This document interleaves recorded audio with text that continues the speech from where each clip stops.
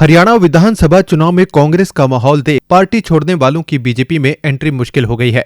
प्रदेश में फिर सरकार बनने के बाद ऐसे नेता 5 साल तक विपक्ष के बजाय फिर से सत्ता पक्ष में आना चाहते हैं। हालांकि सीएम नायब सैनी ने इन नेताओं की एंट्री पर फुल स्टॉप लगा दिया है। उन्होंने प्रदेश के संगठन को दो टूक कह दिया है कि ऐसे नेताओं की पार्टी में वापसी का फैसला केंद्रीय नेतृत्व करेगा।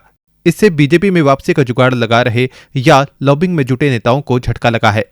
माना जा रहा है कि लोकसभा और विधानसभा चुनाव के बीच पार्टी को धोखा देने वालों से केंद्रीय नेतृत्व खासा नाराज है। यही वजह है कि अब इन पर फैसला केंद्रीय नेतृत्व ने अपने हाथ में लिया है। ऐसे में उनकी एंट्री मुश्किल ही मानी जा रही है। बीजेपी से जुड़े सूत्रों के मुताबिक पार्टी में वापसी की कोशिश में टिकट न मिलने पर नाराज होने से लेकर बागी चुनाव लड़ने और पूर्व सांसद पूर्व मंत्री भी शामिल हैं, जो प्रदेश के नेताओं के जरिए केंद्रीय नेतृत्व में अपनी पैरवी चाहते हैं। संगठन को मजबूत दिखाने के लिए प्रदेश के कुछ नेता एक्टिव भी हो चुके हैं। हालांकि जैसे ही सीएम नायब सैनी को इनकी भनक लगी तो उन्होंने साफ कह दिया कि पार्टी में आने के इच्छुक पहले केंद्रीय नेतृत्व से परमिशन लेकर आए। प्रदेश में चुनाव के बीच पार्टी छोड़ने वाले 3 बड़े चेहरे हैं। इनमें पूर्व सांसद ब्रिजेंद्र सिंह हैं।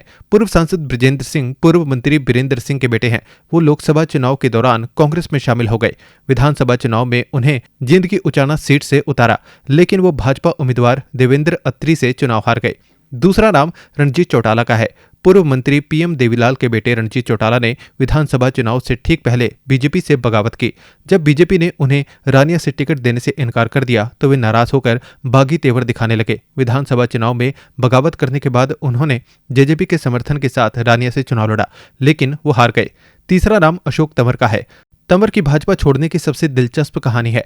वो भाजपा उम्मीदवार के लिए रैली कर रहे थे। उसी दिन राहुल गांधी की महेंद्रगढ़ में रैली थी। विधानसभा चुनाव प्रचार के आखिरी दिन दौरे के बीच वह अचानक मंच पर पहुंचे और राहुल गांधी की मौजूदगी में कांग्रेस ज्वाइन कर ली। इसके अलावा 2 बागी ऐसे हैं जो चुनाव जीते, लेकिन उनकी वापसी में कानूनी पेच है।